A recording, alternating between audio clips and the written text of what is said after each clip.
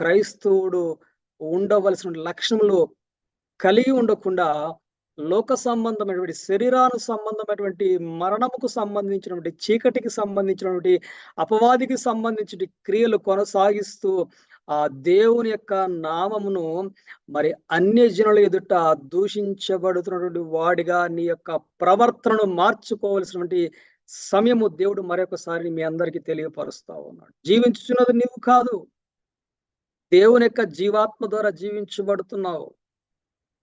దేవుని యొక్క కృప ద్వారా నువ్వు జీవించబడుతున్నావు. దేవుని యొక్క కృప ద్వారా నువ్వు నీకు ప్రతి అవసరం కూడా సమకూర్చబడతా ఉంది. దేవుని యొక్క ప్రేమ చేత నువ్వు ప్రేమించబడుతున్నావు.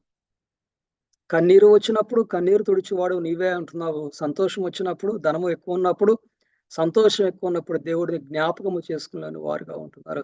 ఎల్ల వేళలా కూడా దేవుని యొక్క ఆశ్చర్యమైన కార్యాలు కని విని